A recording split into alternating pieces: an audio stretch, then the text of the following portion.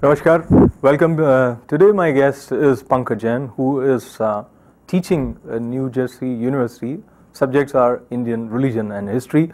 He's also doing PhD in cultural ecology connected to Rajasthan, and also he's president of Indigo Arts.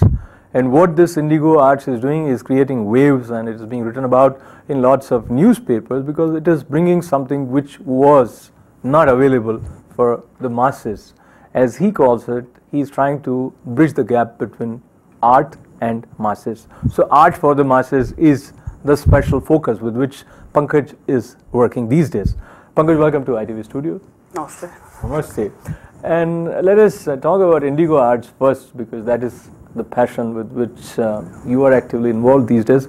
Tell us how this idea of forming something like Indigo Arts came to you. Sure.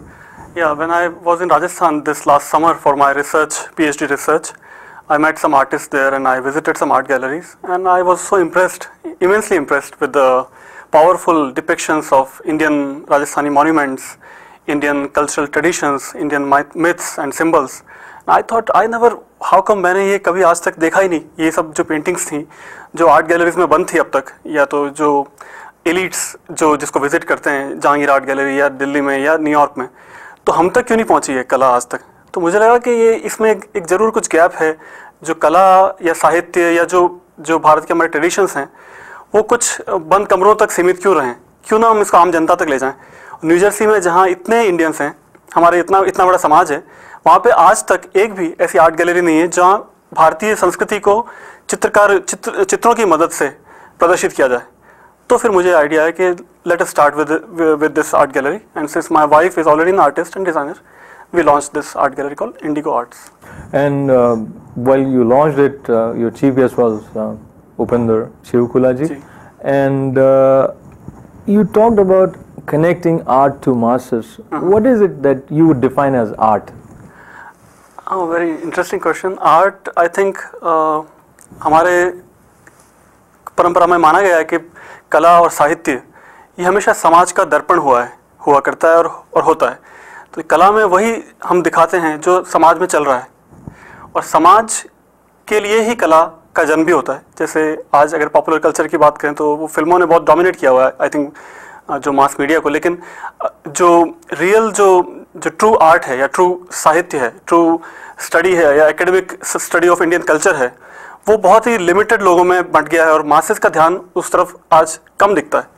जबकि पुराने समय हम देखें तो हमारे सारे मंदिर, अजंता एलोरा की गुफाएं, हमारा साहित्य वो जन जन की भाषा हुआ करता था। हमारी कला भी इसी तरह से मंदिरों में नृत्यों के माध्यम से, चित्रकारों के माध्यम से वो जनता के लिए हुआ करता था हमेशा। तो कला को अगर छोटे से मैं आपको डिफाइन करना तो we can say it's a mirror image of society. That's what I am trying to promote in New Jersey.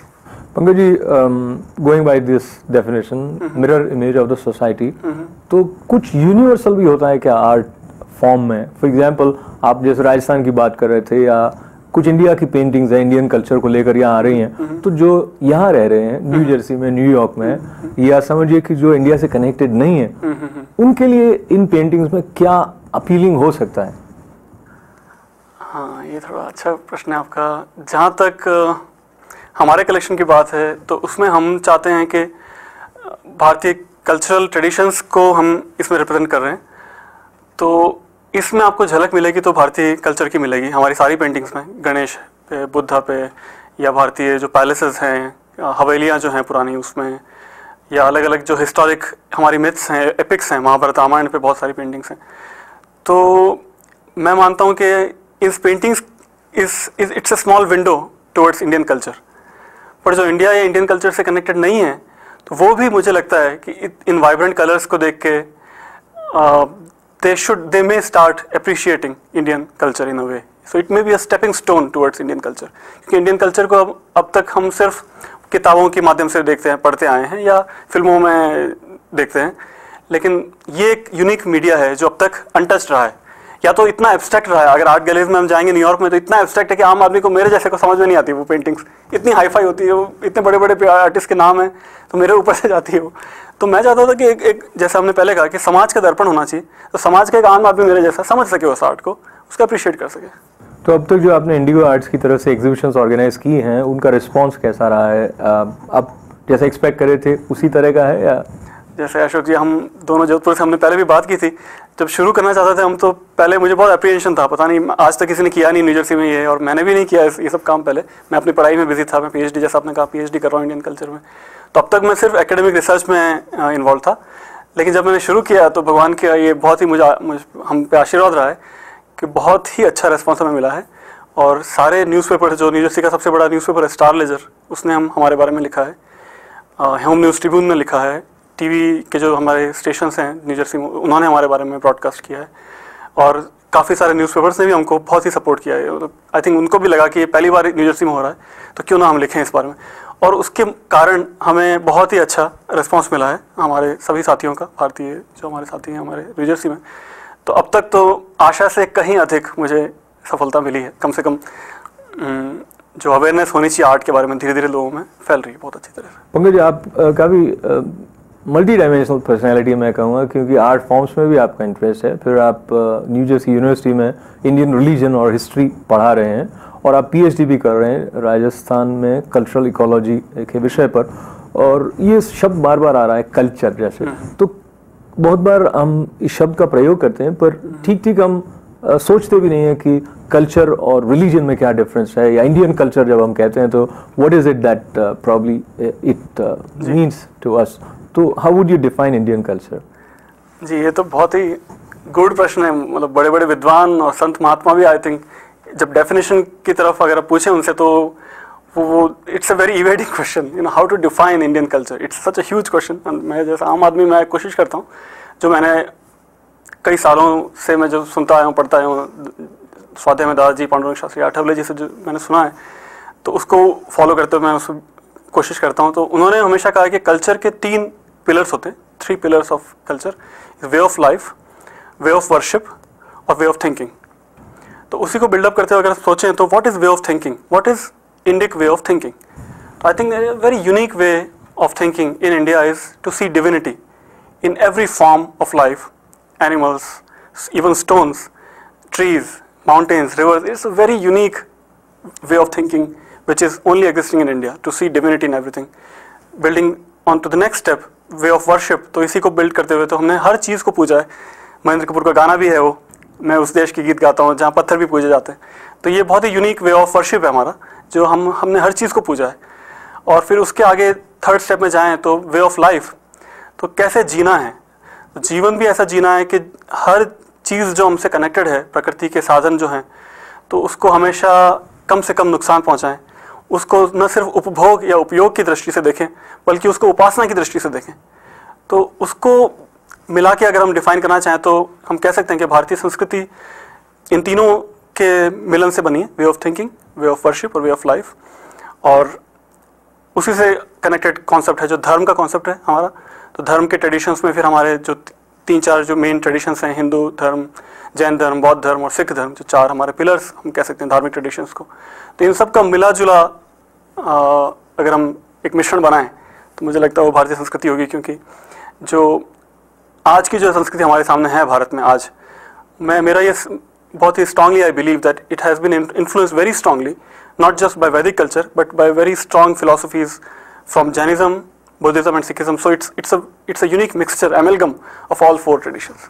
That is very well put, Pankaj. And talking about your PhD subject, cultural ecology, how that idea came to you? You are based here, आप America में रह रहे हैं, new Jersey में रह रहे हैं, और यूनिवर्सिटी ऑफ आयोवा से आप PhD कर रहे हैं। तो राजस्थान की कल्चरल इकोलॉजी के ऊपर काम करने का विचार कैसा आया? Plus you have already spent over 90 और 70 days there on the field working on it, so how was that experience? Please share with us. जी बिल्कुल।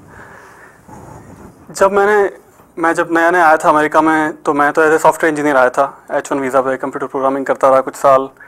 पर फिर जैसे मैंने ऑब्जर्व किया यहाँ के सिस्टम को, यहाँ की सोसाइटी को, मुझे लगा कि जो एकेडमिक सिस्टम है यहाँ पे, जहाँ पे सबसे पहले तो मैं ये, we are lucky that only this country allows you to do PhD in Hinduism. In India there is only one place, BHU, Banaras Hindu University, जहाँ पे आप PhD कर सकते हो। लेकिन और कहीं भी ये पॉसिबल ही नहीं इंडिया में कि you can do PhD in Hinduism.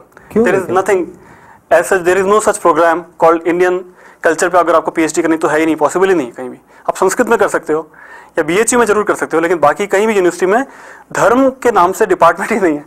This is possible only in America. Very surprising, pleasantly surprising. तो मुझे बचपन से इंटरेस्ट था संस्कृत में, भारतीय धर्म में, इतिहास में।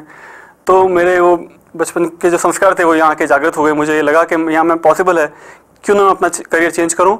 और करियर चेंज तो करूँ, साथ में जो कमी है, एक कमी ये है यहाँ पे कि जो डिपार्टमेंट है रिलीजन के यहाँ पे सारी यूनिवर्सिटीज़ में ज़्यादातर लोग जो पढ़ते हैं, रिसर्च करते हैं, लिखते हैं हमारे बारे में या पढ़ाते हैं, रिसर्च करते हैं, टीचिंग करते हैं, वो सब उसमें भारतीयों का अनुपात बहुत ही कम है, माइनॉरिटी में।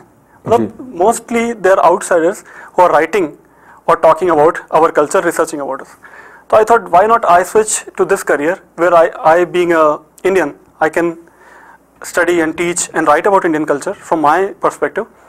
Plus, and because I had interest in Indian cultural traditions, languages, Sanskrit, I thought it will be a very nice, interesting change for my profession. So I jumped into full-time. I jumped into first getting into masters at Columbia University. So I did masters in Indian religions, and then doing full-time PhD at Iowa because New Jersey में available ही नहीं कहीं, अभी भी New Jersey में नहीं है PhD Indian culture में. तो Iowa में I got assistantship scholarship. So then I am continuing there. Rajasthan का टॉपिक इसलिए लिया क्योंकि मैं राजस्थान से आता हूँ, मुझे वहाँ की भाषाएं पता है, वहाँ की जगहों के बारे में पता है, तो मैं बहुत अच्छी तरह से मुझे लगता है कि मैं अच्छी रिसर्च मैं कर पाऊँगा, इसलिए मैं राजस्थान का चुनाव किया। और इकोलॉजी का टॉपिक इसलिए लिया क्योंकि रिसर्च के दो तरीके हो सकते हैं, एक तो हो सकती है थियोरेटिकल रिसर्च, एक हो सकती है प्रैक्टिकल रिसर्च। थियोरेटिकल रिसर्च में बहुत सारे स्कॉलर्स ऐसा करते हैं कि किसी स्क्रिप्चर को ले लेते हैं और उसको ट्रांसलेट करते हैं, तो उसका प्रैक्टिकल आज के कंटेम्प्रेरी सोसाइटी में उसका एप्लीकेशन बहुत कम होगा शायद। लेकिन अगर पर्यावरण का टॉपिक मैं लूँ, इकोलॉजी, एनवायरनमेंट, तो मुझे लगा कि हमारे ट्रेडिशंस को मैं आज के कंटेम्प्रेरी रोल में भी उसका कनेक्ट कर पाऊंगा, क्योंकि ecology is a very hot topic even in today's society, even America and India both. Plus religion is connected to ecology, जैसा हमने पहले कहा कि हर पर्यावरण के हर हिस्से को हमने पूजनीय माना है, तो इसलिए फिर मैंने कल्चर और इकोलॉजी को कंबाइन करके ये टॉपिक काफ़ी इंटरेस्टिंग है। आप कंप्यूटर प्रोफेशनल थे, फिर आप रिलीजन पढ़ाने में लग गए हैं। एकेडमिकली अमेरिका में किस तरह से you can reach out to students, उस पर आप काम करें। और जब आप राजस्थान में कल्चरल इकोलॉजी के बारे में रिसर्च के लिए गए थे, so what were your findings और ऑब्जर्वेशंस? हाँ बिल्कुल, बहुत अच्छे प्रश्न कर रहे हैं आप मुझे। बिल्कुल these are all very close to my heart these topics. और जब मैं गया वहाँ पर राजस्थान में, तो आप जैसे जानते हैं राजस्थान भारत का एकमात्र हिस्सा है जहाँ पे बहुत बड़ा भाग मरुस्थल का है, रेगिस्तान है बहुत बड़ा। तो ऐसे राज्य में जाके आप पर्यावरण की बात करो जहाँ पर्यावरण बचा ही नहीं, क्योंकि रेगिस्तान इतना तेज़ी से फैलता जा रहा है। और अरावली की जो पर्वत श्रृंखला है, जो माउंटेन रेंज है अरावली की, वहाँ भी जो जंगल थे पहले वो साफ़ होते जा रहे हैं बहुत तेज़ी से। उसमें आप ढूंढो या कोशिश करो कि रिसर्च करनी है पर्यावरण की राजस्थान में, तो बहुत ही चैलेंजिंग था शुरू में मेरे को। जब मैं गया पहले तो मुझे लगा कि I hope I am on the right track, but जब मैं अंदर डीपली गया तो मैंने देखा कि जहाँ जहाँ पे मंदिर हैं, जहाँ उदयपुर बांसवाड़ा एरिया में, उस मंदिर के 10 किलोमीटर की रेडियस में जो जंगल हैं वो पूरी तरह सुरक्षित है। इसका मतलब धर्म की आस्था से हम पर्यावरण का बचाव कर सकते हैं। आज भी हो रहा है। आज जो कि हम 21वीं सदी में हैं, धर्म के कुछ अंश बचे हैं शायद प्रैक्टिकल लेवल पे। वहाँ भी बिश्नोई एक अलग पंथ है जहाँ, जिसका मैं टॉपिक भी है मेरे रिसर्च में। तो बिश्नोई धर्म के लोग आज भी, अगर सलमान खान किसी हिरन को मारता है तो आज भी उसके पीछे पड़ जाते हैं वो, और आज भी वो धर्म के कारण हिरन, मोर या खेजड़ली वृक्ष को आज भी वो उतना ही पवित्र मानते हैं, उसके लिए जान भी देते हैं। आए दिन अखबारों में, मैं अभी था तो मैंने देखा राजस्थान पत्रिका जो पेपर है वहाँ का, न्यूज़पेपर है, वहाँ पे आए दिन ये खबरें आती रहती है कि किसी ने जान दे दी हिरन को बचाने के लिए। तो धर्म का एक बहुत ही इम्पॉर्टेंट कंपोनेंट हो सकता है पर्यावरण की रक्षा करने में। ये न सिर्फ हम